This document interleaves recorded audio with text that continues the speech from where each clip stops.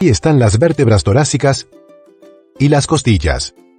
Aquí se encuentran la cabeza de la costilla, el tubérculo, el cuello y el ángulo. Aquí se encuentran las articulaciones costovertebral y costo transversal. Aquí están los cartílagos costales. Aquí está el reborde costal y aquí el esternón, el manubrio, el cuerpo y el proceso sifoides. Aquí está la abertura torácica superior y la abertura torácica inferior. Aquí están la clavícula, la escápula, la articulación esternoclavicular y la articulación acromioclavicular.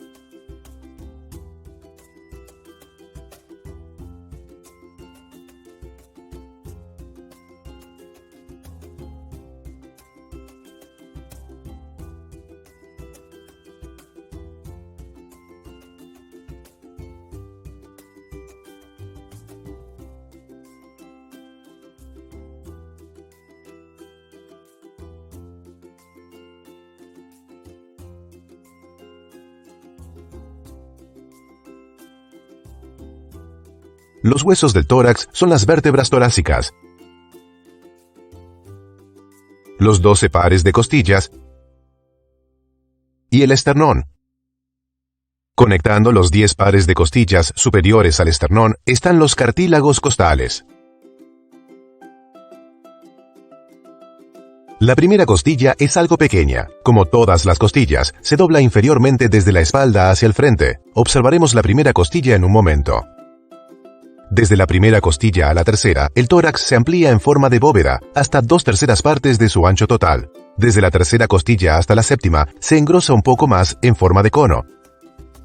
Desde la séptima a la duodécima, el tórax se estrecha un poco y las costillas se vuelven mucho más cortas. El esternón, comúnmente conocido como hueso del pecho, tiene 3 partes: el manubrio, el cuerpo y el proceso sifoides.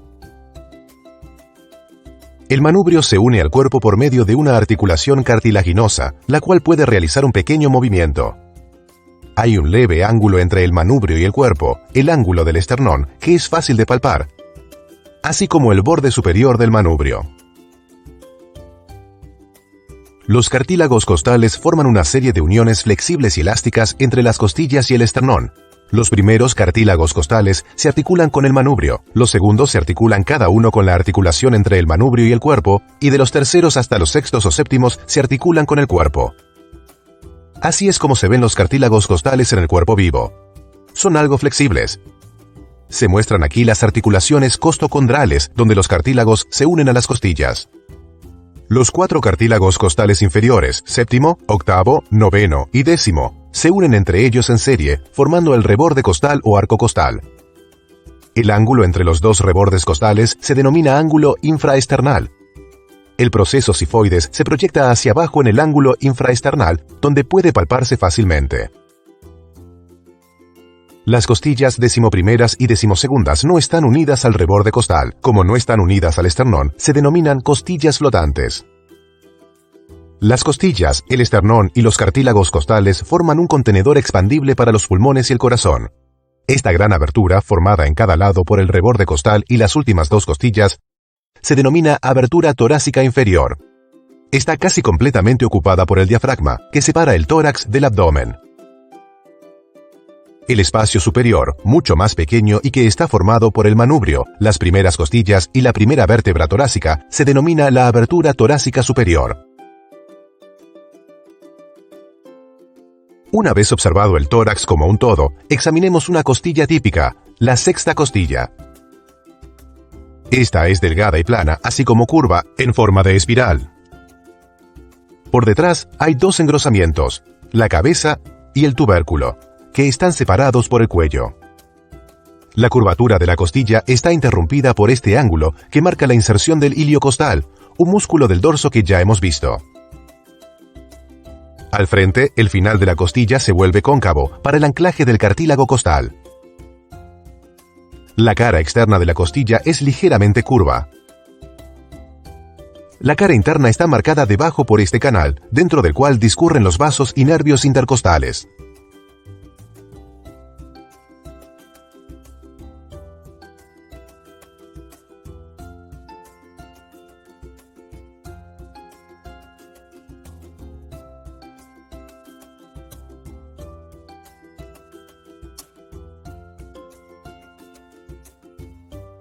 La primera costilla es la más curva de todas las costillas.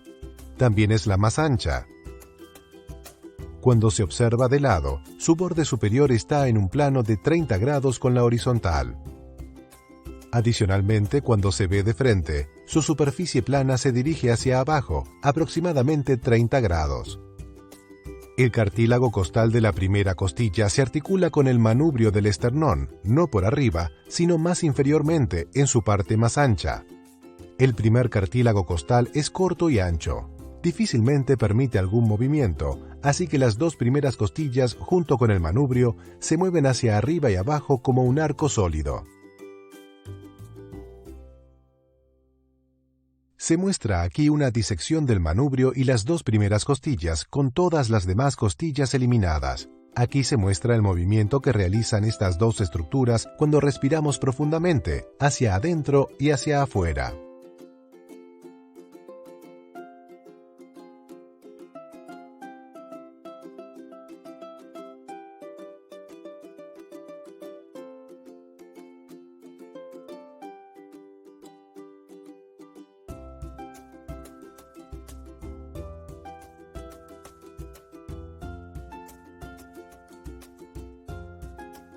Los huesos de la región del hombro, las clavículas y las escápulas. Aquí se encuentra la clavícula y aquí la escápula u omóplato. Estos dos huesos se articulan con los huesos del tórax en un solo punto, aquí. El borde medial de la clavícula se articula con el punto más alto del manubrio, formando la articulación esternoclavicular. La clavícula es fácil de palpar. Aquí está su borde medial. La primera costilla es difícil de palpar, porque se encuentra tanto debajo como detrás de la clavícula, y también porque hay una banda muscular gruesa enfrente de ella. El borde lateral de la clavícula se articula con su proyección sobre la escápula, el acromion, formando la articulación acromioclavicular. Más allá de esta unión ósea, bastante móvil, la escápula se mantiene completamente unida al cuerpo a través de músculos. Por lo tanto, es capaz de un amplio rango de movimiento alrededor del tórax, hacia arriba y hacia abajo, y también hacia adelante y hacia atrás.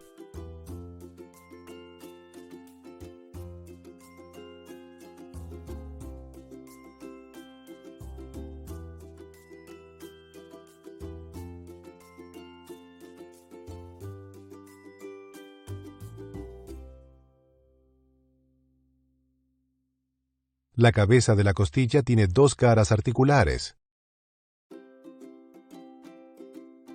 Estas dos caras se articulan con los cuerpos vertebrales por encima y por debajo, para formar la articulación costovertebral. Esta superficie en el tubérculo de la costilla se articula con la punta del proceso transverso para formar la articulación costotransversa. Estas dos articulaciones son sinoviales. Permiten los movimientos de la costilla que ocurren en la respiración. Las articulaciones entre las costillas y las vértebras están unidas mediante ligamentos.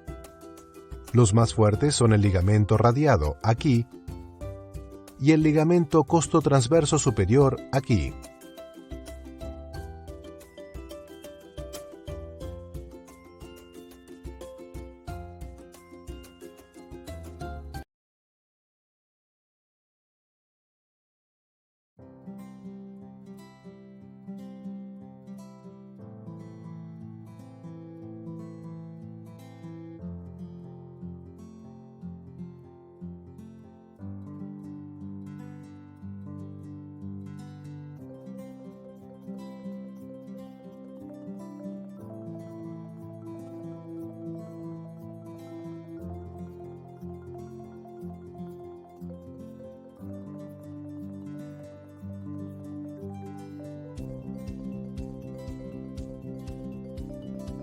Aquí se muestran una vértebra cervical, una vértebra torácica y una vértebra lumbar.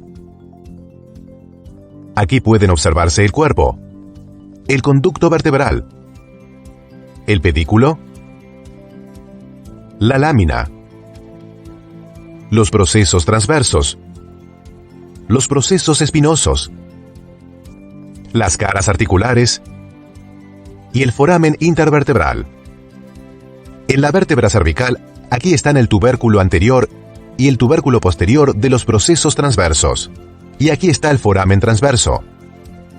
Se muestran ahora el sacro, el cóccix, los forámenes sacros pélvicos, los forámenes sacros posteriores y el hiato del sacro. Aquí se muestra un disco intervertebral, el anillo fibroso y el núcleo pulposo. Aquí están los ligamentos interespinosos y supraespinosos, el ligamento amarillo, el ligamento longitudinal posterior y el ligamento longitudinal anterior.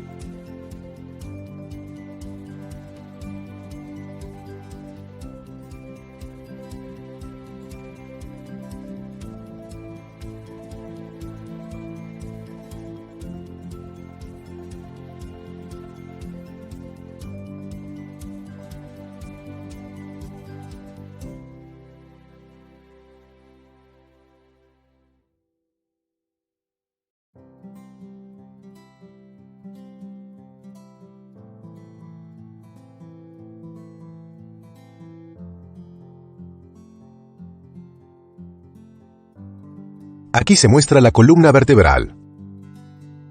Consiste en 24 vértebras separadas, el sacro y el cóccix. Hay 7 vértebras cervicales, 12 torácicas y 5 lumbares. El sacro consiste en 5 segmentos vertebrales fusionados. El coxis, nuestra cola vestigial, consiste en 3 o 4 segmentos pequeños. La vértebra cervical más alta se articula con el cráneo. Las vértebras torácicas se articulan con las costillas. Y el sacro se articula con los 2 huesos coxales para formar la pelvis. Cuando se observa anteriormente, la columna parece recta, pero cuando se mira lateralmente, puede observarse que es marcadamente curva. Las vértebras cervicales inferiores forman una curva anterior, las vértebras torácicas forman una curva posterior, las lumbares se curvan de nuevo anteriormente y el sacro se curva marcadamente hacia atrás. Estas piezas de material representan los discos intervertebrales que se examinarán más adelante.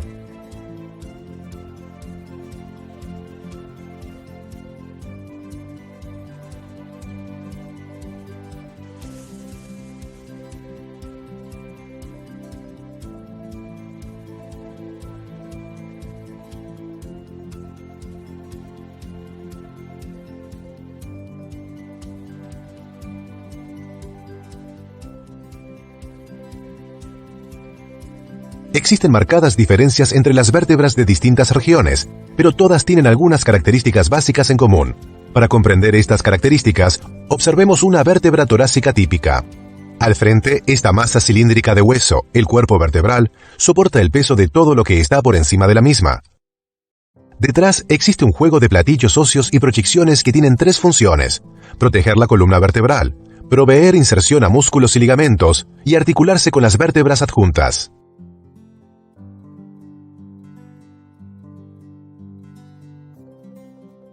Este arco óseo, el arco neural, encierra la médula espinal. El espacio rodeado por el arco y la parte posterior del cuerpo se denomina foramen vertebral. La serie de forámenes vertebrales crea un espacio tubular que contiene la médula espinal. Este espacio se denomina conducto vertebral.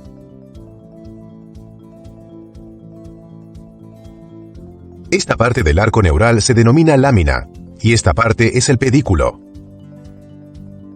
Hay una pequeña muesca en el borde superior del pedículo, y otra más grande en el borde inferior. Juntas, las muescas superior e inferior forman esta abertura a cada lado, el foramen intervertebral. De cada foramen intervertebral emerge un nervio espinal. Partiendo del arco neural, se encuentran tres grandes proyecciones óseas denominadas procesos: un proceso espinoso en la línea media y un proceso transverso a lado y lado. También hay 4 procesos articulares fuera del arco neural, 2 superiores y 2 inferiores. Los inferiores se dirigen anteriormente y los superiores posteriormente. Los procesos articulares se articulan con las vértebras vecinas, formando 2 articulaciones sinoviales que permiten el movimiento entre las vértebras vecinas.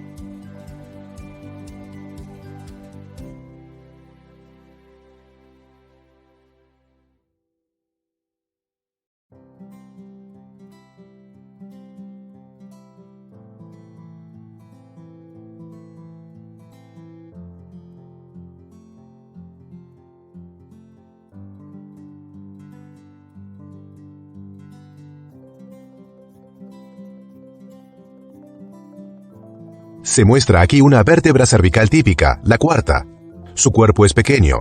La superficie superior del cuerpo es curva, más o menos en forma de silla de montar. La superficie inferior tiene la misma curvatura inversamente. El foramen vertebral es grande y triangular. El arco neural está formado principalmente por 2 láminas rectas. Los pedículos son cortos. Los procesos espinosos son pequeños y terminan bifurcados. Las caras de los procesos articulares superiores miran hacia arriba y adentro, mientras que las de los inferiores se dirigen hacia abajo y adelante. La masa ósea entre las caras articulares se denomina cara articular. Los procesos transversos emergen de los lados del cuerpo vertebral y también de aquí, de la cara articular. El proceso transverso de una vértebra cervical tiene un agujero, el foramen transverso, por el cual pasa la arteria vertebral. El proceso transverso tiene forma de canal apuntando hacia abajo. Termina en 2 tubérculos, uno anterior y otro posterior, donde se insertan los músculos escalenos. De las 7 vértebras cervicales, las 2 primeras, el atlas y el axis, difieren de las otras de diversas maneras. Se observarán con más detalle en el volumen 4 de este atlas. La 7ª vértebra cervical también se diferencia de las otras en que tiene un largo proceso espinoso que termina en una sola punta y forma esta pequeña prominencia en la parte de atrás del cuello. Las vértebras cervicales forman la parte más móvil de la columna, debido en parte a la forma curva de sus cuerpos, que permite fácilmente la flexión y extensión, y en parte por la pequeña pendiente de sus caras articulares, que facilita la flexión lateral. Los movimientos que pueden ocurrir en la columna cervical son flexión anterior,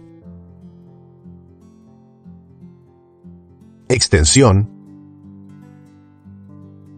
y flexión lateral para un lado o para el otro. La rotación también ocurre en el cuello.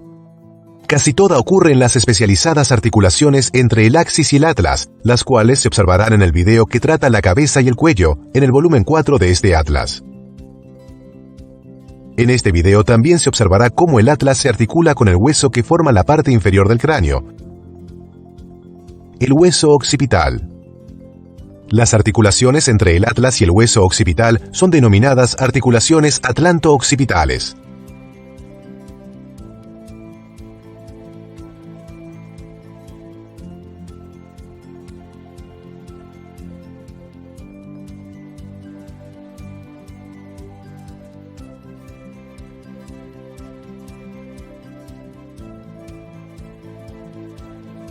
De las vértebras torácicas se tornan más grandes progresivamente de arriba hacia abajo, tal como ocurre desde arriba hasta abajo de la columna vertebral.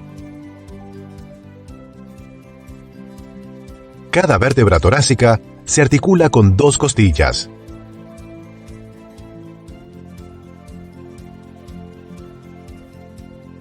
A cada lado, la vértebra se articula con una costilla en 2 puntos.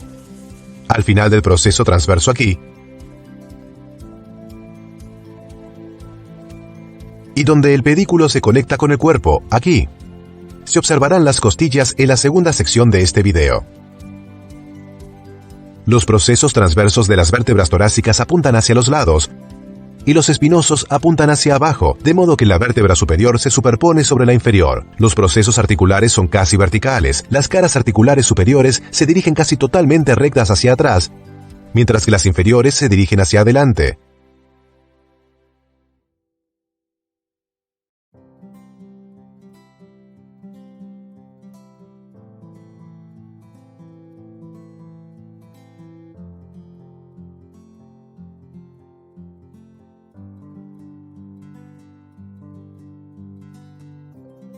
Poco de flexión anterior, de flexión lateral, y quizás de forma sorprendente, de rotación.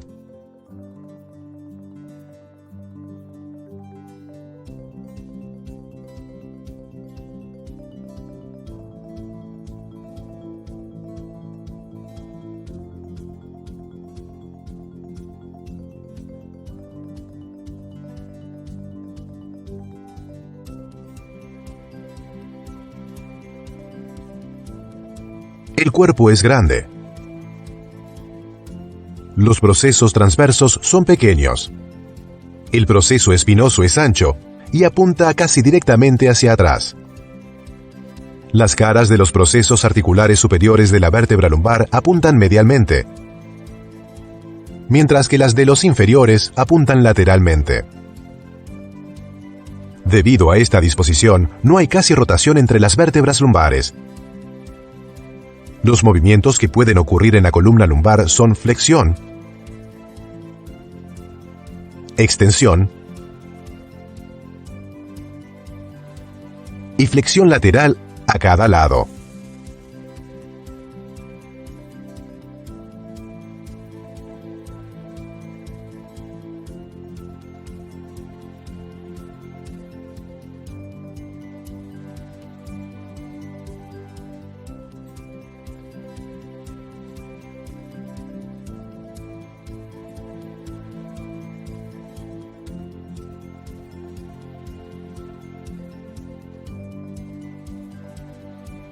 Se muestra aquí el sacro junto con el cóccix. El sacro está formado por 5 vértebras fusionadas. De arriba hacia abajo tiene una marcada curvatura posterior. Cuando nos paramos derechos, el sacro se orienta tal y como se muestra aquí. La parte superior de esta superficie dorsal que se dirige hacia atrás forma un ángulo de 45 grados con la vertical. La parte superior de esta superficie pélvica que mira hacia adelante es más horizontal que vertical. En la superficie dorsal hay 2 procesos articulares para la quinta vértebra lumbar.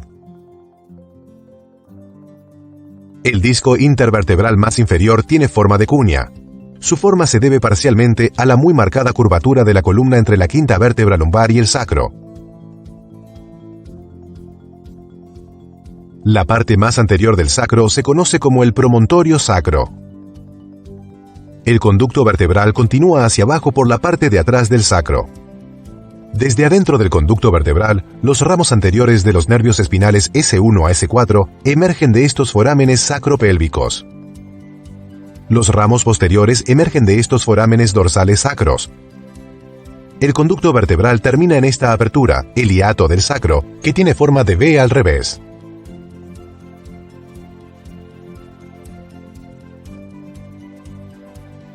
Esta superficie auricular curva se articula en cada lado con la parte superior del hueso coxal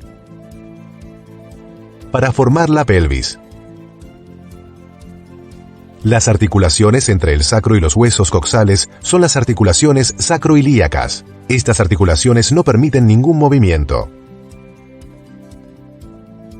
El borde ancho de cada hueso coxal unido al sacro es la cresta ilíaca. Es un punto importante.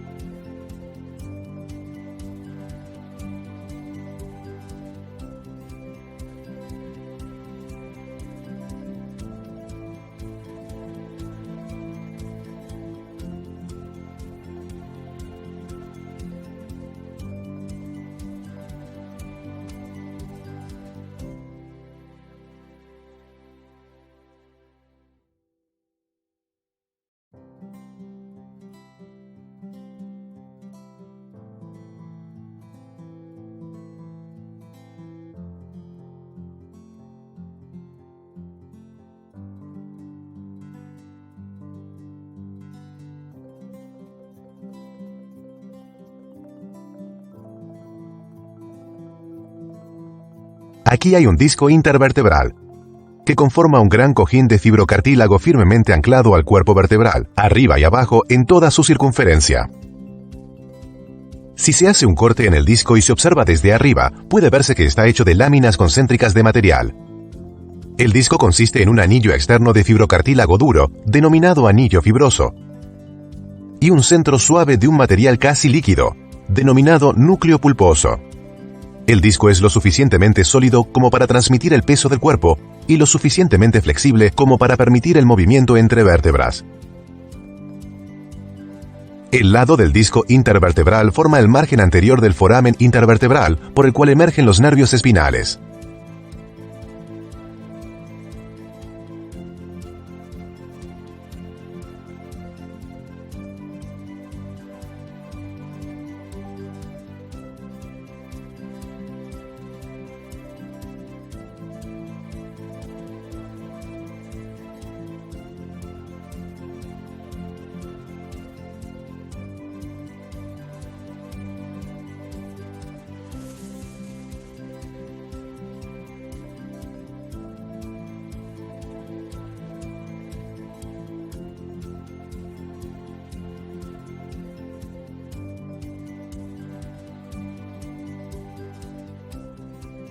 En primer lugar, los ligamentos interespinosos, que se muestran aquí, discurren desde el borde inferior de un proceso espinoso hasta el borde superior del siguiente.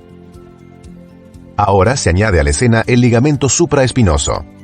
El ligamento supraespinoso emerge con los ligamentos interespinosos. Discurre a lo largo de la columna vertebral, conectando las puntas de los procesos espinosos. El ligamento supraespinoso sirve como punto medio de inserción para varios músculos importantes, como se verá más adelante. Estos ligamentos ayudan a limitar la flexión de la columna.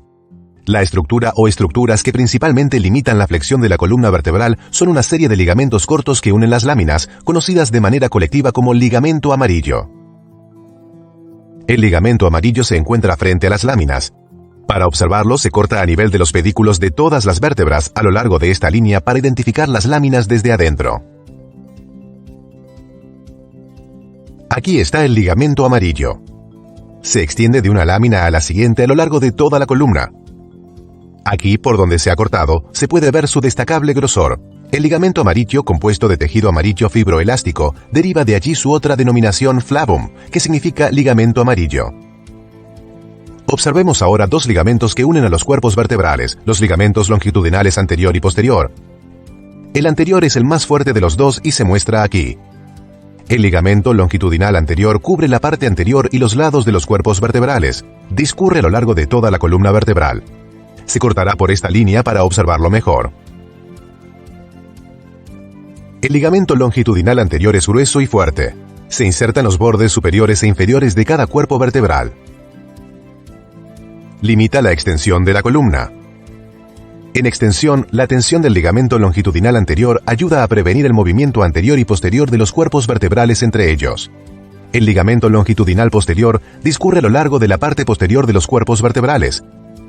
Para observarlo, se divide en los pedículos a lo largo de esta línea también, y se examinarán los cuerpos por sí mismos. Aquí está el ligamento longitudinal posterior. Es angosto sobre cada cuerpo vertebral y se ensancha para cubrir la parte posterior de cada disco intervertebral. El ligamento longitudinal posterior ayuda en menor medida a limitar la flexión de la columna vertebral.